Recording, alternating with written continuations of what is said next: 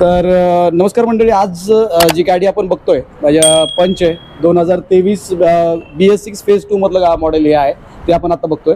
तर गाडीचं आजचा व्हिडिओ थोडासा वेगळा आहे कारण सरांची गाडी आपण जे सर आहेत त्यांची गाडी टिगॉर आपण याच्या आधी फिट केलेली आहे। टिगॉरचा परफॉर्मन्स पिकअप आणि जो फिटिंग क्वालिटी ती चांगली वाटल्यामुळे सरांच्या भावांची गाडी आपल्याकडे पंच फिटिंगला आलेली आहे। तर ती गाडी फिटिंग झालेली आहे, BS6 फेज 2 मधली गाडी आहे। मी काय करतो, आपल्याला एकदा फिटिंग क्वालिटी आपण फिटिंग कशी केली आहे ते बघून घेऊ, फिटिंग कशी आहे। आणि फिटिंग दाखवल्यानंतर कस्टमर जे आहेत आपल्या गाडीचे ओनर जे आहेत त्यांच्या गाडीचा आपण फीडबॅक बघू की गाडी कशी चालते। तर या ठिकाणावरून सुरुवात करू। या ठिकाणी आपण फिलिंग वॉल या ठिकाणी बसवला आहे आणि हा जर बघितला आपण तर या ठिकाणी प्रॉपर म्हणजे ब्रॅकेट बनवून म्हणजे त्याला तो हालत नाही असं पाठीमागे ब्रॅकेट बनवलं आहे। या ठिकाणी ECM बसवलं आहे आणि ECM कडून जर वायरिंगकडे आपण जायचं ठरवलं तर ही अशी वायरिंग आपण बघू शकतो, इकडनं पुढे तशीच पुढच्या बाजूला आणि शेवटपर्यंत रिड्युसरपर्यंत तशीच वायरिंग गेलेली आहे म्हणजे प्रॉपर वायरिंग। या ठिकाणी जर आपण बघितलं तर इंजेक्टरला वायरिंग इंजेक्टरची बघितली, या ठिकाणी खाली पेट्रोल इंजेक्टरला जाणारे असेल, टेम्परेचर सेन्सर असेल, तर वायरिंग प्रॉपर म्हणजे 3 लेअर 4 लेअर आपण या वायरिंगला म्हणू शकतो, एकदम प्रॉपर कंपनीच्या वायरिंग सारखी वायरिंग। त्याच्यानंतर जर बघितलं आपण तर या ठिकाणी आपण हा रेड्युसर बसवला आहे, high pressure solenoid valve, pressure gauge, MAP sensor, low प्रेशरची वायरिंग बघू शकता म्हणजे प्रॉपर एकदम जर तुम्ही बघितलं तर तिचं असे अस्ताव्यस्त नाही म्हणजे त्याच्यामध्ये 2 वायर असतात, एक असते व्हॅक्यूमची वायर, एक असते प्रेशर गॅसची वायर। तर प्रॉपर म्हणजे इकडनं आली इथं व्हॅक्यूम, त्याला दोन्ही वायरला एकदम व्यवस्थित टायअप केलेलं आहे। आणि जर आपण इंजिन बघितला व्यवस्थित तर कुठेही असा मेस नाही, एकदम व्यवस्थित। जर आपण बघितलं आता इथून फिलिंग वॉलकडनं आपण बघू की हाय प्रेशर पाईपलाईन जर बघितली आपण तर ही अशी हाय प्रेशर पाईपलाईन या ठिकाणावरून व्यवस्थित तिला बेंड केली आहे प्रॉपर म्हणजे प्रिसाइज असते ना, म्हणजे कंपनीचा जो पार्ट असतो एखादा आखीव रेखीव तर तसा आपल्याला हा पाईप दिसेल एकदम व्यवस्थित आखीव रेखीव। पाठीमागून जो हाय प्रेशर तिकडनं आले टँककडनं तिची बघितलं तर व्यवस्थित बेंड आहे तो कसा आहे बघा, एकदम व्यवस्थित बेंड केलाय। पाठीमागून आले तिला व्यवस्थित तिथं पाठीमागच्या बाजूला टायअप केली आहे।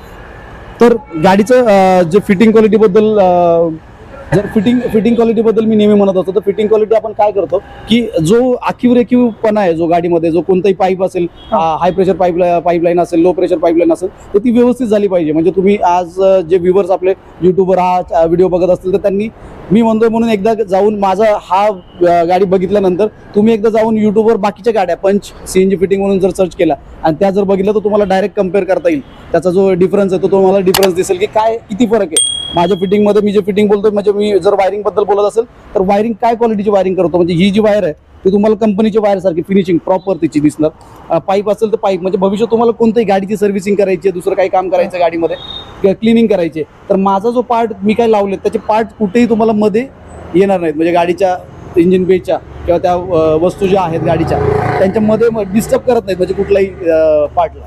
तर अशा प्रकारे आपण ही फिटिंग झाली आहे। आता गाडीचे ओनर आपल्या बरोबर आहेत, तर गाडीचे ओनर आपल्या बरोबर आहेत आणि जे आपले पहिले याच्या आधीचे आपण जे टिगॉर केली आहे तर टिगॉरचे ओनर पण आपल्या बरोबर आहेत, त्यांनी पण गाडी चालवली, यांनी पण गाडी चालवली। तर आता दोघं तुम्ही सांगा म्हणजे मला की कसा आहे परफॉर्मन्स? नाही, आता रिसेंटली माझी गाडी तर मी CNG केली होती त्यामुळे परफॉर्मन्स एकदम फॅन्टॅस्टिक होता आणि ॲव्हरेज वगैरे बाकी सगळं व्यवस्थित, कधी प्रॉब्लेम आला नाही मला आजपर्यंत। सर्व्हिसिंग वगैरे केली जसं मी सांगितलं की आता पार्टला माझा कोणता पण पार्ट डिस्टर्ब वगैरे करत नाही, तसं मी सर्व्हिसिंग वगैरे केली तर कुठेही काही प्रॉब्लेम आला नाही मला। आणि म्हणून मी आमच्या भावाला पण रेफर केलं की CNG करा, CNG मध्ये ॲव्हरेज वगैरे बाकी गाडी पण मेंटेन असते, काही प्रॉब्लेम नसतो म्हणून आम्ही ते डिसिजन घेऊन आम्ही CNG लगेच केली। फिटिंग बघताय म्हणजे आपल्या टिगॉर मध्ये तरी इंजिन मध्ये एवढं कळत नाही पण या गाडीमध्ये इंजिन बे मोठा आहे आणि जर दिसतोय म्हणजे क्लिअर प्रत्येक पार्ट दिसतोय। जर आपण जर थोडंसं मी या पार्ट बद्दल बोलतो की हा जो पार्ट आहे ना हा पार्ट कंपनीने पण विचार केला नसेल की हा इंजेक्टर रेल आहे आणि तो जो बनवलाय आपण तो एकदा इतका व्यवस्थित बनवलाय म्हणजे इथं जर बघितलं तर कंपनीचं एक अशी पट्टी आहे त्या टाईपची पट्टी आपण इथं बनवली तर ते एकदम प्रॉपर म्हणजे हा एकदम सुटसुटीत आहे म्हणजे नाही का, एकदम सुटसुटीत आणि प्रॉब्लेम नाही। त्याची प्रत्येक वस्तूला म्हणजे असा विचार करून आखीव रेखीव बनवले दिसतंय म्हणजे ते कसं वाटतंय आणि थोडं व्यवस्थित पण वाटतं इंजिन मध्ये म्हणजे असं काही प्रॉब्लेम पण येणार नाही आणि मला आलेलं पण नाही त्याच्यामुळे यांचा परफॉर्मन्स एकदम चालवली मस्त आहे, परफॉर्मन्स काहीच फरक नाहीये CNG आणि पेट्रोल मध्ये। CNG आणि पेट्रोल मध्ये डिफरन्स नाहीये म्हणजे तुम्हाला तुम्ही चालवल्यानंतर कसं वाटतं म्हणजे मी जेव्हा चालवली तेव्हा मला असं वाटलं की गाडी म्हणजे आता जसं पेट्रोलला चालवतं मला पहिलं पण फील तसं झालं पण पंचला कसा पिकअप आहे त्यामुळे मला वाटलं नाही की मी या गाडी सीएनजी वर चालवतो. एकदम परफेक्ट पेट्रोलवर चालवतो, असं काही फील आलं नाही. गाडीची फायरिंग वगैरे एकदम व्यवस्थित. ओके, एकदम ओके ओके. गाडीची फिटिंग सरांनी बघितली आहे, फिटिंग म्हणजे एकदम प्रॉपर. याच्या आधी आपण हे केलंय, तरी मी एकदा काय करतो, आपण एकदा बूट स्पेसमध्ये बघून घेऊ की बूट स्पेसमध्ये आपण टँक बसवलंय. आणि याच्यामध्ये आपण काय केलं की थोडासा मोठा टँक बसवला. आपण जनरली 60 लिटरपर्यंत आपण आजपर्यंत टँक बसवले, पण या गाडीमध्ये आपण 65 लिटरचा आपण टँक याच्यामध्ये बसवलाय. तर तो एकदा दाखवतो.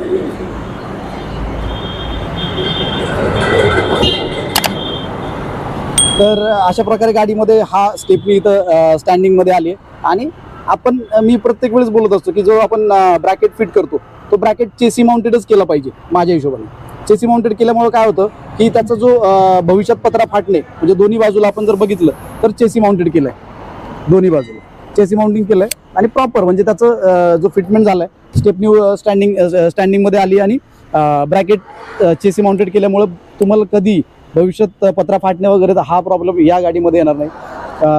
मी कोणतीही गाडी करतो तर चेसी माउंटिंगमध्ये जास्त भर असतो, किंवा जो हार्ड पत्रा असतो त्या ठिकाणी आपण जो ब्रॅकेट आहे टँक ब्रॅकेट ते आपण माउंटिंग करण्याचा प्रयत्न करतो. तर अशा प्रकारे गाडी फिटिंग झाली, मी चालवली, सरांनी चालवली. गाडीचा परफॉर्मन्स एपिक आहे, म्हणजे खतरनाक परफॉर्मन्स आहे. धन्यवाद.